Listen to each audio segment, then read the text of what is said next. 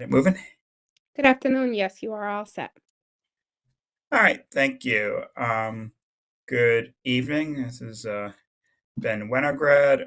Today is March 4th, and we'll open up the Finance Administrative Committee. We have on our member Deb Poland. I also see Councilors Barry Walters and Tiffany McGinnis. Well, our town manager, Rick Ledwith, and Joe Dakers from our assessor. Anybody else on? I'm not seeing.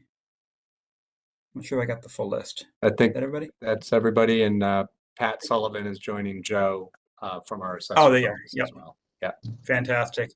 I'll start with approval of minutes. Can I get a motion? So moved, Mr. Chair. Thank you, and I guess I will second it. All in favor? Aye. Okay. That minutes are approved.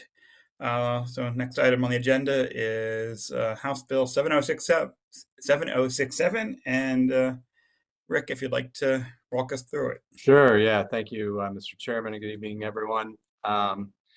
So House Bill 7067 is a bill I think we've talked a little bit about, off screen. And this bill has made it through the House and the Senate, and it's related to the assessment of motor vehicles, as well as a property exemption for veterans who are 100% permanently and totally disabled, and that disability is connected to their service. And at our last F&A meeting, we discussed the recent change in the way municipalities can assess their motor vehicles. And this change resulted, as we know, in a $50 million decrease in the value of our motor vehicles here in West Hartford. This also had a significant impact on virtually every city and town in the state who was not going through revaluation.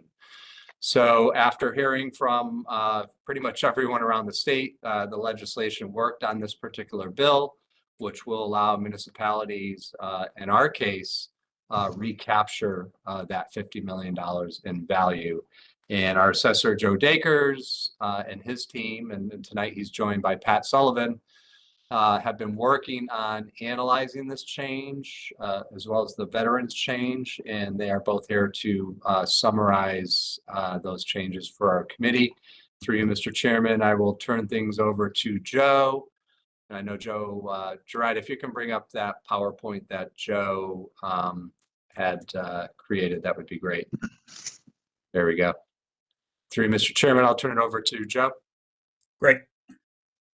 Okay, thank you very much, Rick, and thank you, the Finance and Administration Committee members, for giving us some time to kind of peel the onion back on this a little bit more.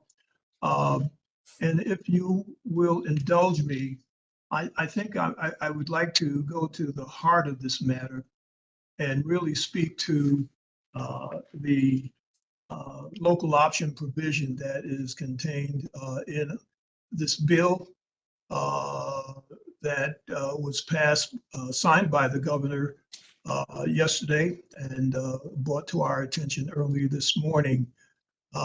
Essentially, this bill allows towns to adopt a local option provision, which essentially adds another 5% to the manufacturer's suggested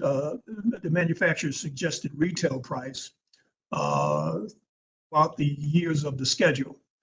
And as a result of this change, should the town decide to adopt this local option provision, it would enable the town to and I claw back the $50 million that they lost.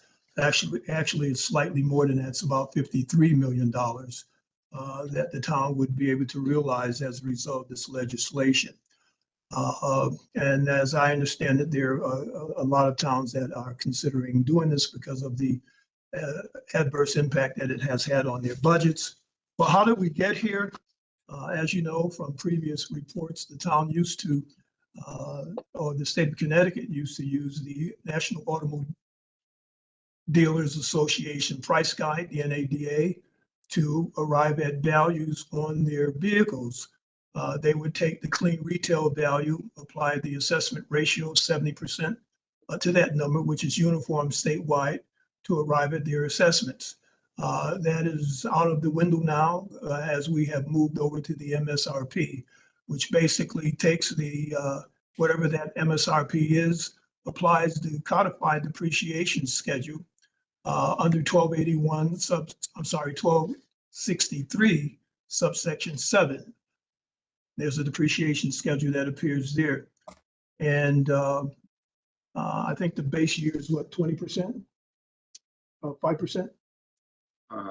Right. Right now it's 15%. Yep. 10%. So this basically is adding 5% to the depreciation schedule up and down the line. And this, of course, will allow us to recapture about 8% of the value on these vehicles on average. So that really is the nuts and bolts of this. This is an arduous process. We will, if the town decides to move forward with this local option provision, we would have to process 46,000 certificate of corrections. You can see that on page 4. But that's not a big undertaking because it would be an automated process. The process that would be a little bit more tedious are the manual certificate of corrections that we have processed since the signing of the grand list, which is averaging about 253 corrections per month. And those are adds and transfers to other towns, adds to West Hartford from other towns, things of that nature. And those will have to be done all over again. If there are any unregistered vehicles in town, we have a considerable amount of those. Those will have to be manually priced by our staff. And we would have to do this stuff very quickly because of the adjusted timeline that appears in the statute. On page 6 of this PowerPoint is a timeline of events, and it did have to be adjusted based upon the governor's signing of the bill. We originally had the bill passing on the 25th of February. That's when the bill passed the House and the Senate, but it was actually signed by the governor on March 3rd. So this timeline changes considerably. What does not change on the timeline is the deadline to adjust the fiscal year, the 26 fiscal year budget. That is still June 15th, and the tax bills are scheduled to go out on July 1st. The deadlines prior to the June 15th deadline really impact the assessor's office and the Board of Assessment Appeal activities. Quite frankly, I'm not sure why they have the Board of Assessment Appeals in here for motor vehicles, but normally every year the Board of Assessment Appeals for motor vehicles is in the month of September. And most property owners don't know what their motor vehicle assessment is until the bills come out in June. So this makes no sense to the assessors around the state why they did that. The only other reason why I believe they might have done that is for the other bill that we're going to talk about as we move away from this, and that pertains to the veterans permanent, totally and disabled service-connected disability exemption. I'd like to just entertain any some questions that you may have on the material so far. A lot of this stuff that's in here, we've talked about it in previous sessions when we talked about the grand list, particularly in 2023, when we saw the 24%, the $24 million decline in the net taxable grand list of motor vehicles. We saw a 4% decline with that. And with the 24 list, we saw an 8.5% decline. So I'll be happy to answer any questions on timelines and any other thoughts you may have on these changes and what it may mean to the town in the future. Thank you very much. Deb, you have a question? Yeah, thank you. Thanks for this presentation. So just to help bring it down even further. How many people would be impacted by this change if the town council adopts the local option in a way that increases their motor vehicle values, and how many values would go? So how many values would go up and how many would go down, basically? Okay, that's a very good question. Thank you so very much. Currently, we have 46,876 vehicles on the list. Pat, you want to speak to that? Sure. Yeah, basically all the assessments would go up. There are maybe 1,000 or so that are at the 500 minimum. If you have an antique vehicle, they would stay the same. But other than the old vehicles that have a $500 assessment, all the vehicle assessments in town would go up. On average, about 8%. So we would be adding 5% to each vehicle year percent good. It adds to the percent good, so the depreciation will actually go down. But it wouldn't be 5% to every vehicle. For example, if a 2023 vehicle went from 85% good to 90% good, that would be increasing the assessment of about 6%. But if you took a vehicle, say a 2015, and it went from 40% to 45%, that would be like an 11% increase in that assessment. But so on average, it would be about an 8% across town, 8, maybe 9%. But the flip side of that is the real estate taxes would be lower. Right. So thank you. That was my follow-up question was going to be, then that doesn't necessarily mean that all taxpayers are going to see that increase reflected in their bill, because then it would be up to the town using the new grand list estimate to set the mill rate based on that new grand list. That's right? correct. That is correct. And then, sorry, one more question, Mr. Chair, if that's okay. Some of this would still come in from the state, right? Because we're over the motor vehicle tax cap that the state established. Right, so we still have the statewide mill rate of 32.46. This legislation does not impact that. It only impacts the methodology employed to value motor vehicles in the state of Connecticut. But to Okay. follow Thank up you. on that, but the delta now would be higher though, right? I mean, we're assuming, in other words, with that much more value in the auto group, right? And the gap between that and what our full mill rate will be is right.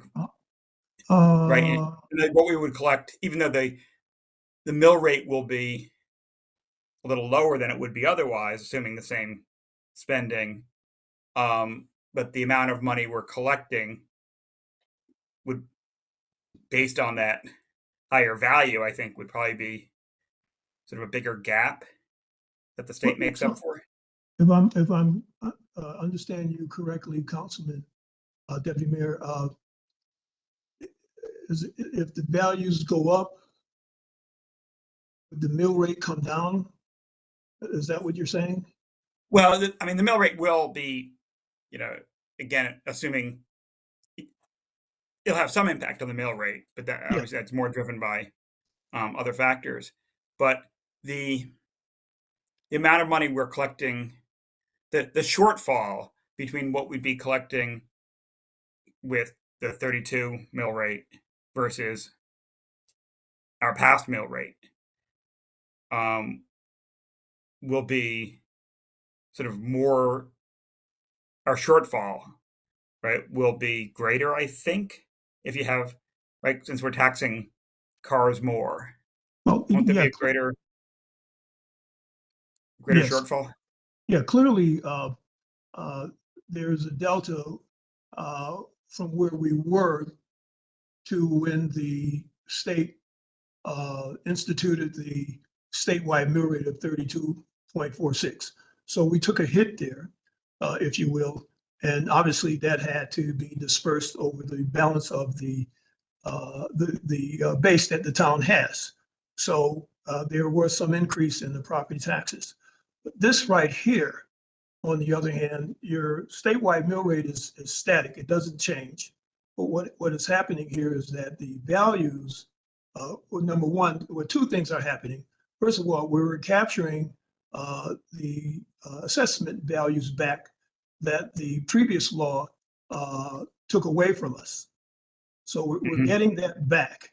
So there's no change. So the point, in fact, we're almost going to be even, with the exception of a modest increase. I mean, we're talking about an additional $3 million from what we lost, which is about 50 million.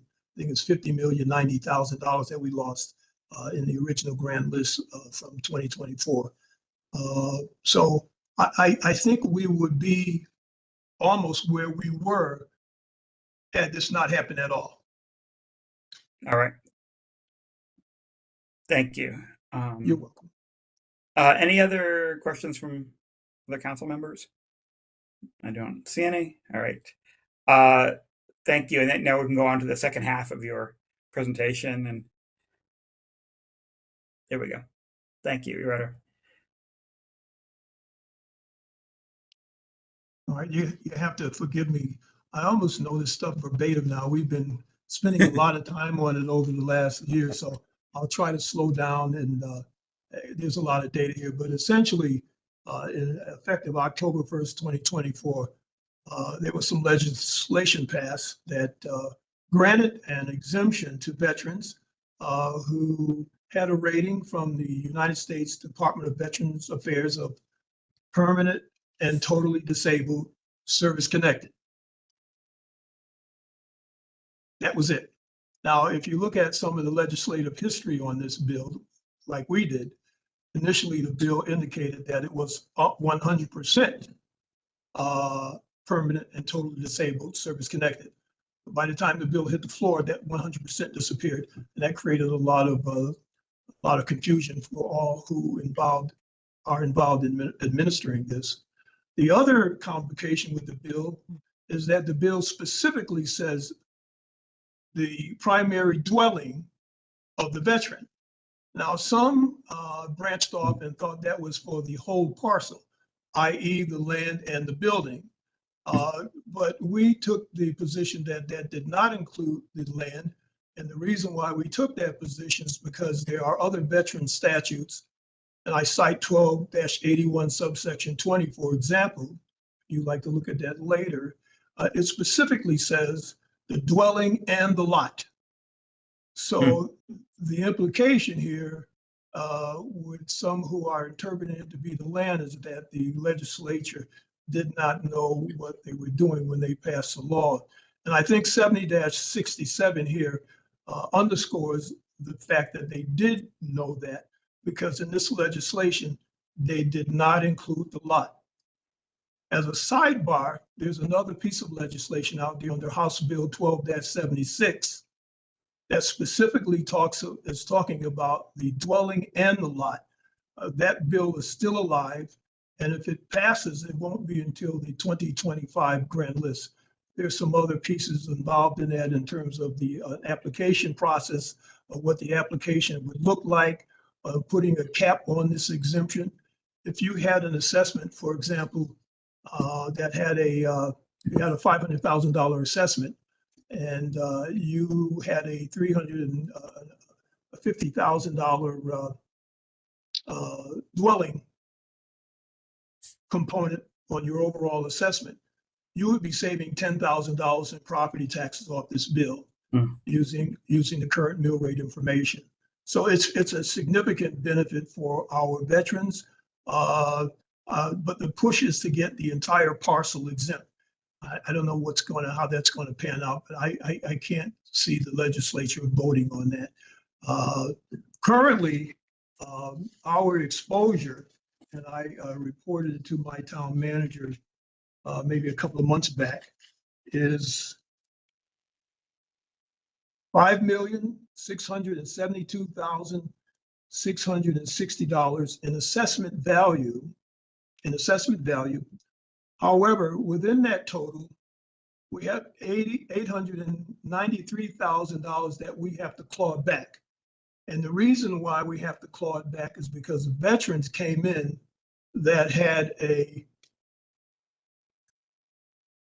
permanent and total disability rating from the Department of Veterans Affairs, but it didn't say 100%. And neither did the legislation. So we had to go with that. But now that the legislation is showing, in order to be entitled to this exemption, you have to have 100%. Has nothing to do with whether or not you're getting any kind of veterans benefits, unemployment benefits, things of that nature. So unfortunately, we have to claw that back from some of our veterans. But it's not all a loss, because these veterans, the majority of them, had already qualified for the disability exemption based upon their rating that they got from the VA, the Department of Veterans Affairs. So depending on their rating, whether it was 10%, 25%, 50%, or 75%, which is the maximum rating, they would get up to $3,500 off their property assessment. So it's not like they're not going to have anything. They're just going to go back to what they were before this legislation was adopted. And that is the thrust of that. We're getting a lot of phone calls from veterans about that particular legislation, and they want to know why it doesn't include the lot. But it's clear that when you read the legislation, it's only on the dwelling of the house. We have a total of 36 and 5. We have a total of 41 veterans that will get the benefit of this exemption. 5 of them are only on motor vehicles, and the balance are on the dwelling. Now, if you own a condominium, your entire condominium assessment is wiped out, because that's considered the dwelling.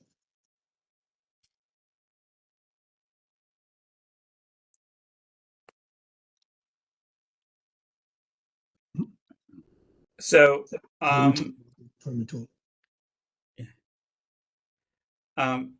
so 40, you said there are 41.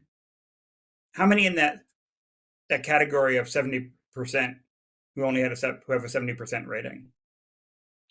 You mean the one when I cited the 893,000? Yeah. I don't have that census with me, Mayor, but I can have that to the town manager tomorrow morning to pull down that data. And this is money that these are taxes that were already collected. So this is not. This Oh, is no. From, No. Okay. This will be taxes that will be billed in July of this year. Okay. So when you say claw back, you're saying there was a mistake, currently a mistake in our grand list assessment, but we're not taking back. We're not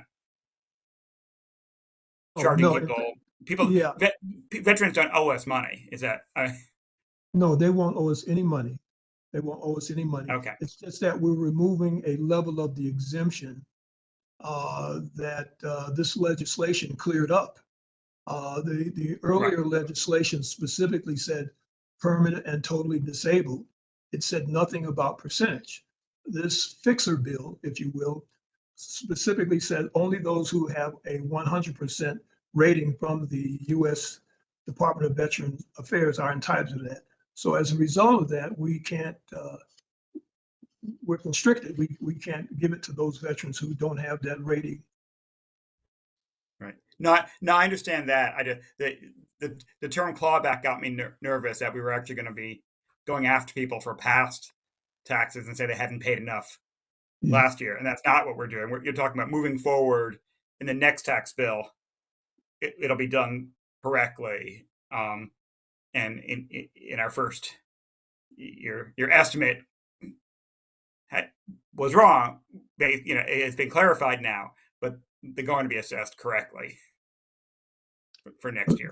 If I may, Deputy Mayor, we were actually correct. Well, right. The legislation changed. There you go. That's fair. In any case, there is no clawback. I'm just. Okay. It's how we assess it for next year. Thank you. Any other questions? No. Okay. This is Mayor, sorry, this is Mayor Hi, Cantor. Joe. Sorry, I joined Hi, late, Joe. a little late. My question, Joe, is you had mentioned I know that there was a lot of confusion in state meetings that I know Rick and I both were part of, and as you know, you were a part of too. But you said the exposure for this year is 5,672 and six something. Yeah. Mhm. And so how does that come? Is that all new exemptions for us? Or I mean, a grand list exemptions and assessed values? Or how does that compare to the current year and what our grand list was going off of? And I guess the impact on the delta. Well, thank you very much, Mayor, for the question. As of the signing of the grand list, we had probably about 1.7 million in assessment value that was on the list that was signed in on January 31st. But I will add that the application period is still open and it doesn't close until the end of this month. So if veterans come in with their forms later this week, they can get this exemption and they meet the particulars, they can get the exemption on the 24 grand list. So right now it's fluid and it's a moving number. But at this point in time, as of the date of this report, we're now at 5,672,660. Actually, when you net out the ones that we have to remove, it's 4,779,660. Okay, and so the 1.7, so when you reported the grand list at in January and the growth in the grand list, and now we obviously have the initial impact of the motor vehicle decrease, and now potentially we do have the ability to put that back. Is all of so would the 4.8 come off of that grand list number, or would it be the difference between the 4.8 and the 1.7? It would be the difference between the 4.8 and the 1.7. The 1.7 has already been accounted for. Yeah. Okay. Can't take the accountant out of the girl. Thank you. You're welcome. All right. Thank you very much. If there are no other questions, appreciate your efforts to explain something really complicated to us. So good job. And none of this stuff is easy. But thank you very much for all your work on this. You're welcome. Appreciate it, Jeff. And we'll move on to the next agenda item. Yes, thank you, Madam Miss Deputy Mayor. Sorry. Yeah, we'll get it on the Madam Mayor just talked. That's So, right. Deputy Mayor. So next up is a resolution regarding our animal control facility. And you may recall that we did go out to bid for the construction of a new animal control facility. And that bid came in at $4.3 million, which was significantly higher than the amount that we had appropriated a few years ago. We are in a position, as we've talked about this a few times throughout the year, we are in a position to move forward with this project immediately, but we would reappropriate funds from the current year projects in order to do so. So this would involve reappropriating, which we had earmarked for this anyways, the 1.3 million in town building improvements. So we would move that. We had $2.5 million in townwide generators.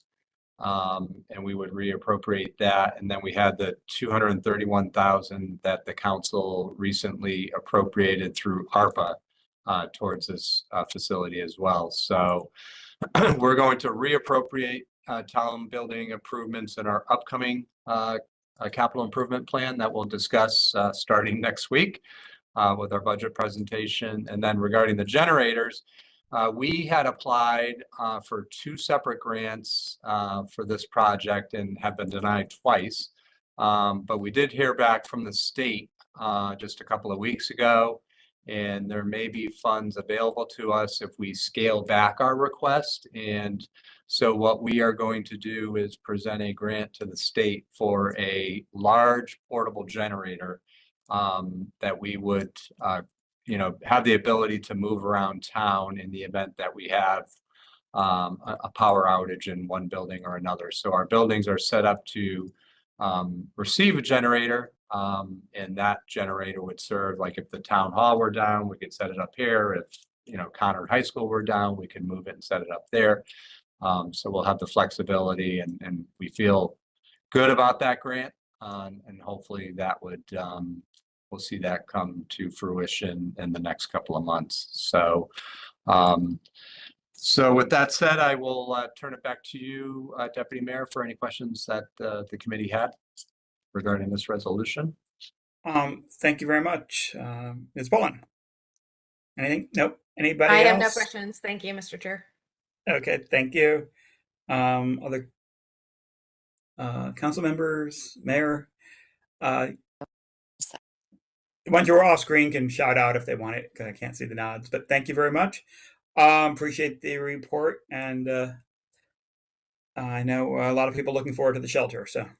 We are, and we have a post-bid meeting with the contractor tomorrow. So we will get going immediately on this one. The next up, we have the Excellent. the appropriation of opioid settlement funds. So, Yep. and as the mayor mentioned in her State of the Town address last night, our fire department's been working very closely with the school district and providing an emergency medical responder program at our high schools. This particular resolution would appropriate $18,000 in opioid settlement funds to purchase a pediatric mannequin for the program and for training. You may recall, it was about a year ago, we used opioid funds for the purchase of an adult mannequin. And this would use a smaller type of mannequin for our students at the high schools. So through you, Deputy Mayor, happy to answer any questions that the committee had. Thank you very much. Aside from the fact that it always looks like the word mannequin is misspelled for some I know, reason. doesn't it? Yeah. Those words, I can't believe that's how it's spelled. Any questions? I do not see or hear any questions on that. Thank you very much for all the work getting that money. Sure, you're welcome. So Thank you. what next? So next up, we did have an accident about a month ago. Our police interceptor patrol vehicle was involved in an accident and was deemed by our risk manager and insurance carrier to be a total loss. So we received almost $22,000 in insurance proceeds and would require an additional $32,000 in capital and non-recurring funds to replace the vehicle. We do have a good lead on a car, so this would allow us to move quickly to replace it with some CNRE funds and some insurance proceeds. And through you, Deputy Mayor, happy to answer any questions that you had. Okay, I hadn't heard about that. No injuries, I hope. So. No injuries, but it was, I saw pictures. It wasn't good. Yeah. Oh, well, I'm grateful for that. Yeah. Any questions? No. All right. Yeah, I love these insurance companies. Yeah. Doesn't take much to total, but you telling me it was a total, so all right. Okay. Thank you for that. We'll move on. You're welcome. Next up, we have very good news to report. And it wasn't just a few weeks ago, we reported on the generous donation from the Elmwood Community Church. And the town, again, is a beneficiary of a $500,000 donation from the Arthur R. Carling Trust. And Mr. Carling lived in West Hartford most of his life and passed away back in 2003. So going back, 22 plus years ago. And through his trust at the passing of his spouse, it was built into the trust that the town would be the beneficiary of this $500,000 donation to our fire department to be used to purchase fire protection vehicles. So as I said, Mr. Carling lived in town most of his life, passed away 22 years ago. He was a veteran of World War II, was a past president of the Rotary here in town. And we are incredibly grateful to Mr. Carling and his family for this incredibly generous donation. And we would use these funds during the upcoming budget process. We do have fire department vehicles that we will need to be purchasing, so this will help cover that cost, if not offset costs of a larger vehicle. So we'll work through that through our public safety committee and budget process. But incredibly, as I said, grateful to Mr. Carling and his family for this very, very, very generous donation to the town. Yes, absolutely. When you told me about this, I was very impressed and appreciative, and I hope we've figured out some other way to thank the family. We will. in a more We're formal way. through the trust. The family is mostly in Florida now, so we will find a way to have them in town if they're going to be in town for a ribbon cutting or some kind of presentation of the vehicle. So we'll work through the trust administrator who's locally, and then with the family down in Florida. Wonderful. Thank you. Anybody else want to question or comments on this? No. All right. Again, it's wonderful news and deeply appreciated. It's great news. He yeah. was quite a man. No doubt. Excellent. And I think that might be the last of our business items. That covered it all. Yes, it did. I don't believe we had any communications or additional staff reports or future agenda items. So we're coming in pretty early. Yeah, Not too bad. Without objection, call the meeting adjourned. Thank you. Thanks, everybody. Thanks, Thank you everyone. very much. Have a good night.